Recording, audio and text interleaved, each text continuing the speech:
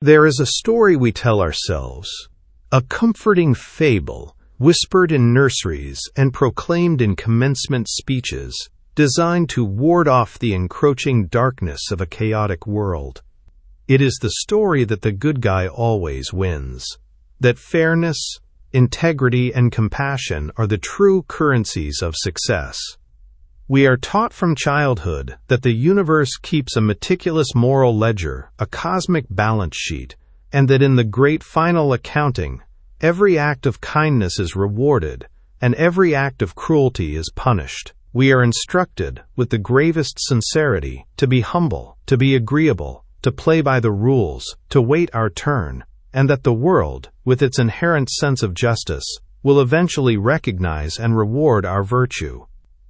And yet, you have felt the tremor of doubt, a subtle tectonic dissonance between the world you were promised and the world that unfolds before you.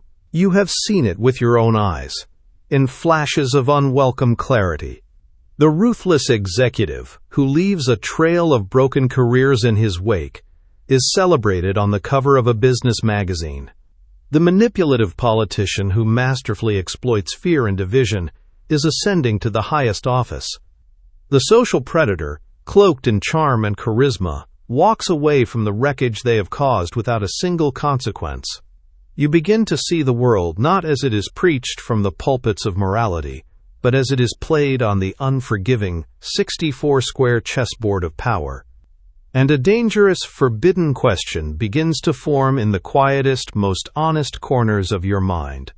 What if the rules we were so carefully taught are a lie, a beautiful and intricate deception designed not to help us win, but to ensure we play a game that is already rigged? This is the central forbidden question we will dare to explore today. Why does the world so often seem to reward the very behaviors our morality condemns? And what is the dark elemental truth about the nature of power that we have been conditioned, for our own comfort and for the comfort of others, to ignore? To find the answer, we will not offer simple platitudes or uplifting affirmations. We will do the opposite. We will descend. Together, we will journey into the volcanic mind of Friedrich Nietzsche, the philosopher who took a hammer to the very foundations of Western morality, seeking to shatter the idols of his time. We will examine the life of an American tycoon who built a global empire not on good intentions, but on a bedrock of pure, unadulterated, and unapologetic will.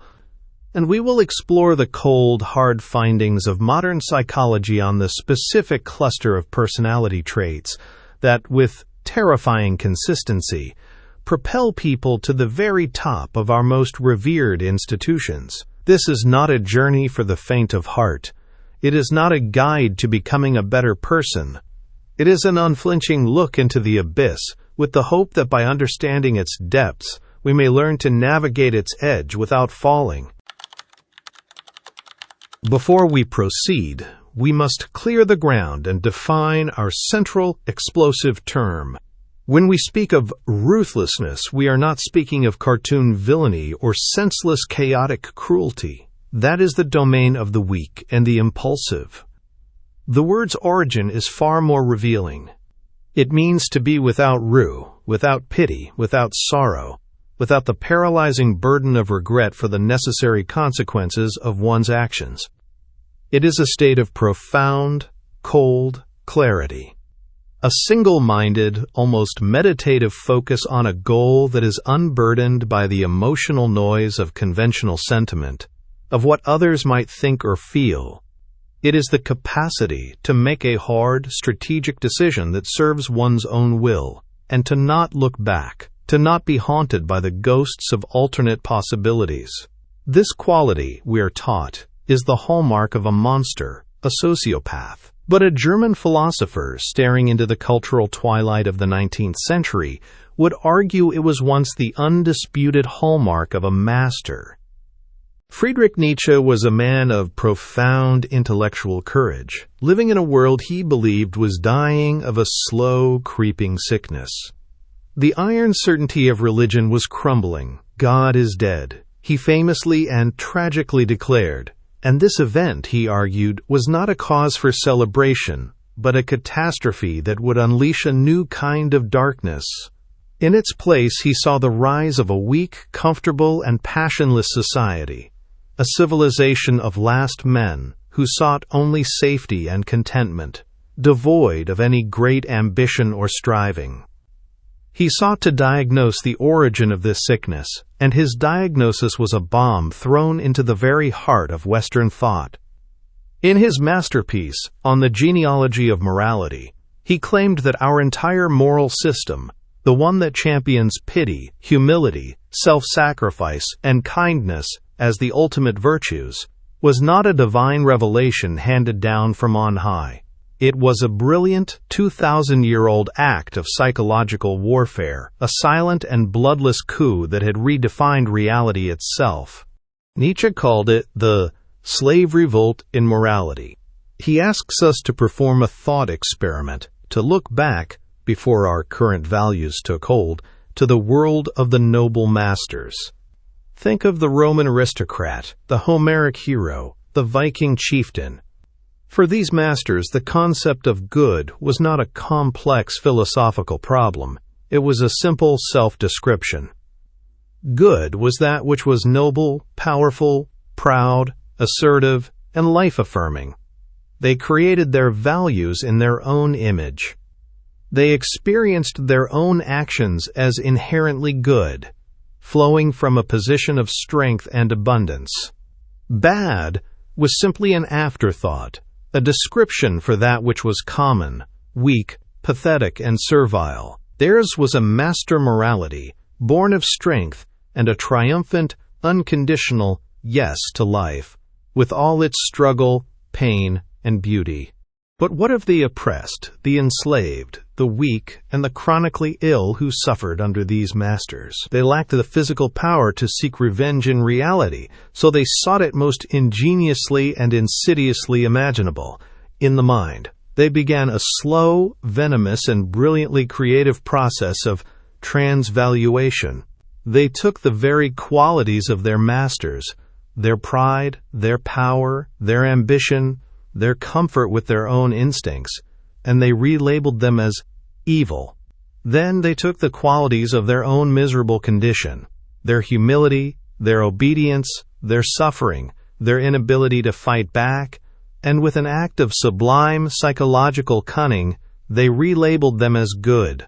This was the birth of slave morality. It is a morality born not of strength, but of resentment, a festering, brooding, creative resentment against those who are powerful. Blessed are the meek, it whispers, for they shall inherit the earth. For Nietzsche, this was not a promise of future justice. It was the ultimate revenge of the powerless, the most successful and enduring psychological coup in all of human history. Nietzsche's theory of a forgotten master morality is not an abstract thought experiment. It is a practical key that unlocks the biographies of the men who have shaped our world, particularly in the cauldron of creation and destruction that was 19th century America.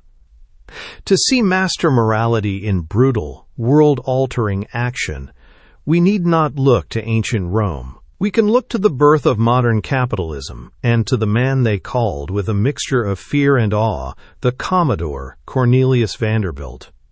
Vanderbilt was not born to power. He was born to a poor, uneducated farming family on Staten Island. With a single $100 loan from his mother, he built a global shipping and railroad empire from absolutely nothing. And he did it not by being a good man, not by following the rules of Christian charity, but by being a force of nature. He was the living embodiment of Nietzsche's will to power. A man who saw the world not as a community to be served or a society to be improved, but as a system of forces to be understood, mastered, and conquered. This crucible, the moment that perfectly and terrifyingly illustrates his philosophy, came in his battle for control of the Erie Railroad. Vanderbilt, by then already the richest man in America, sought to add the crucial Erie line to his sprawling empire. But he was opposed by two younger, equally cunning and utterly amoral financiers, Jay Gould and Jim Fisk. They were vipers, and they swindled him through illegal stock issuance, literally printing fake shares in a basement, and flagrant political bribery.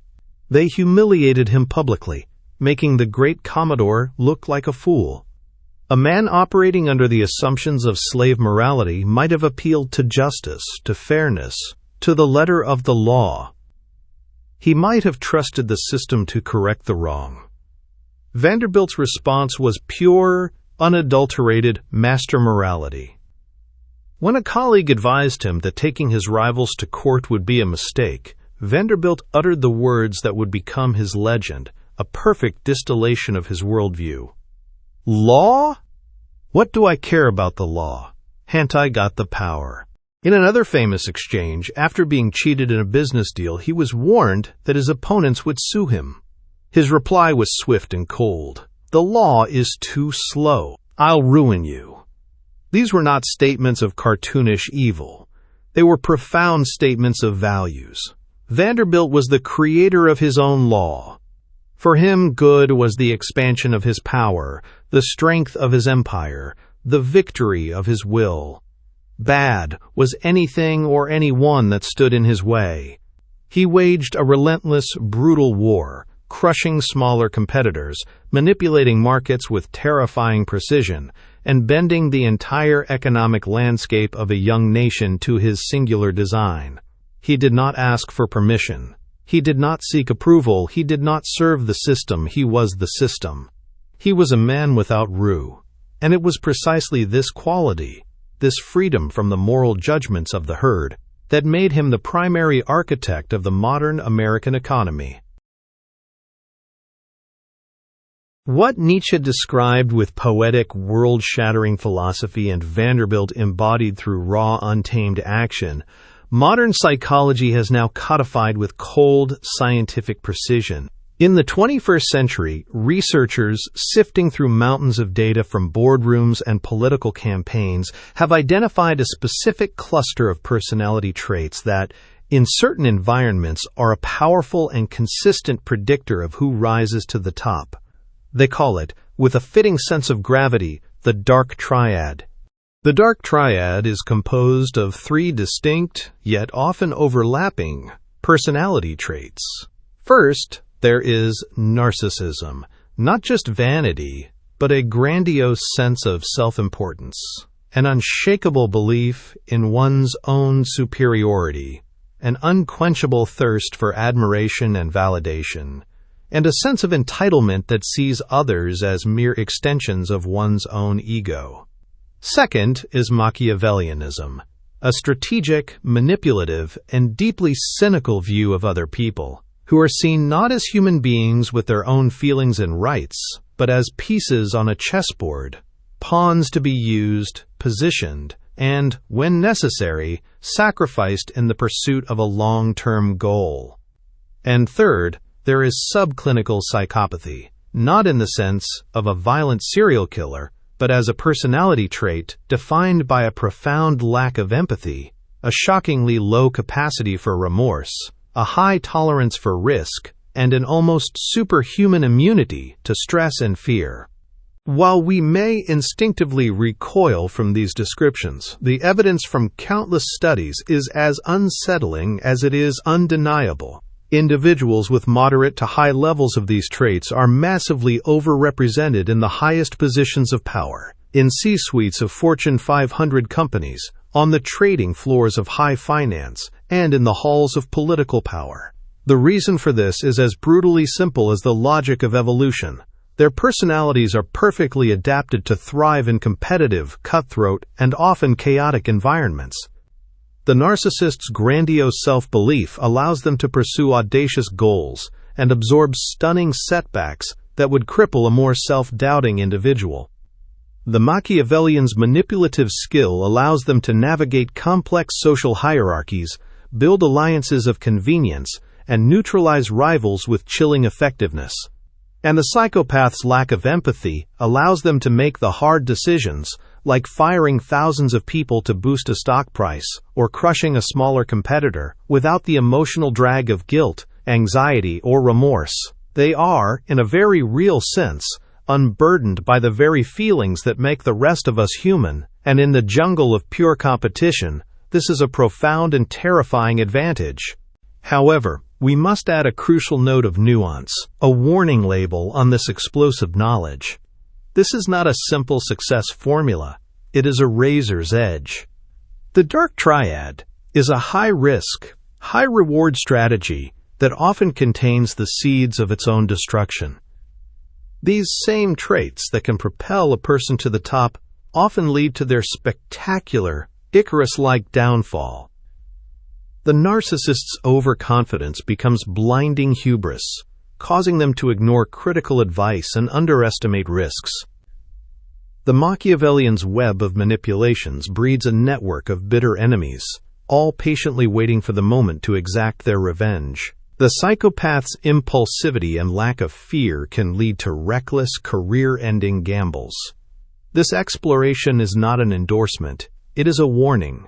It is an explanation of the weapons your opponent may be using, so that you are not disarmed and defeated by your own decency. This knowledge is dark. It can leave one feeling cynical, disillusioned, and powerless. But the lesson is not to become a monster to fight monsters. That is to lose the war for your own soul. The lesson is to understand, without illusion, the terrain on which you stand, and to forge for yourself an armor of wisdom and a sword of strategic action. If the world is a game, you must learn the rules, not so you can become a ruthless player, but so you are no longer a pawn, moved about the board at the whim of others. Here are 3 practices to arm yourself for this reality. The ruthless thrive on the emotional reactions of others. Your anger, your hurt, your moral outrage. These are not just feelings. They are the levers they use to control and manipulate you. The antidote is to develop a Stoic-inspired detachment, an unbreachable inner citadel. When faced with a corporate decision, a political maneuver, or a personal attack that feels unjust, your first and most critical task is to consciously separate the event itself from your emotional response to it. See the situation not as a personal assault, but as a move on the chessboard. Ask yourself, with cold objectivity, what is the strategic goal of this action, and what is the most effective, least emotional response to secure my own position and advance my own goals? This emotional discipline is not coldness, it is your shield. Slave morality teaches us that being agreeable, helpful, and endlessly self-sacrificing is the pinnacle of virtue. And in the context of a loving family or a trusted community, it can be. But in the competitive world, when it is not a conscious choice, it is a catastrophic vulnerability. You must learn to ruthlessly protect your most valuable and non-renewable resources, your time, your energy, and your focus. This means learning to say no cleanly, calmly, and without the poison of guilt. It means setting clear, enforceable boundaries in your professional and personal life. It means understanding that every yes to a low-priority request is an implicit no to your own great ambition. Your kindness and generosity should be a precious gift you choose to give from a position of strength, not a debt that others feel entitled to collect from your weakness. This is the most profound and difficult step. It requires radical honesty. Look at the quality you call niceness. Is it a genuine expression of your strength, your abundance, and your benevolence? Or is it, if you are truly honest, a fear of conflict, a terror of being disliked? Is your humility a true recognition of your place in the vastness of the cosmos? Or is it a fear of taking up space, of owning your own ambition, of admitting that you want to win? Nietzsche's challenge is to transform your virtues from passive, reactive habits into active, conscious choices. To be kind, not because you are afraid to be anything else, but because you possess the strength and capacity to be cruel, and you consciously choose not to be. True virtue, true strength, can only exist when you have the capacity for its opposite and master it. The kindness of a lion is a different thing entirely from the kindness of a sheep. We began with the ancient, brutal truth, spoken by the historian of a forgotten war. The strong do what they can, and the weak suffer what they must. Our journey has been an attempt to understand what it truly means to be strong in a world that so often seems to reward the ruthless. Nietzsche taught us that the moral system we hold as sacred is not an absolute truth but a perspective, the perspective of the historically weak, brilliantly designed to restrain and disarm the strong. History shows us men like Vanderbilt who became masters of their own reality by operating entirely outside this system, creating their own law through a sheer, unstoppable force of will. And modern psychology has given us a name for this mindset, the dark triad, a chilling blueprint for the personality that is terrifyingly well adapted to the modern battleground of power. The final lesson is not cynicism. It is liberation. It is the profound liberation that comes from seeing the world as it is, not as we have been told it should be. It is the understanding that you cannot win a game if you refuse to acknowledge its true rules. The goal is not to become heartless, but to become wise. It is not to abandon your integrity, but to build for it a fortress of strategic intelligence. It is to build a strength so profound that your kindness is no longer a weakness, your trust is no longer naive, and your integrity is no longer a vulnerability to be exploited. The world does not owe you fairness. It does not owe you justice. Power is not given, it is taken. Values are not found. They are forged in the fire of a courageous will. The dark truth is that the universe is, and always will be, indifferent to our morality. It rewards only one thing, with the currency of survival and dominance: strength. The question now, the only question that matters, is what you will do with that knowledge. This knowledge is a heavy burden, but it is also a profound liberation. Seeing the game clearly is the first step to no longer being a pawn. So I leave you with the central, uncomfortable question. Is the morality we have inherited a strength, or is it a beautiful cage? I genuinely want to read your perspective in the comments below. And if you are unafraid to explore these dark truths to better understand the world, subscribe and join our journey into the hidden architecture of power.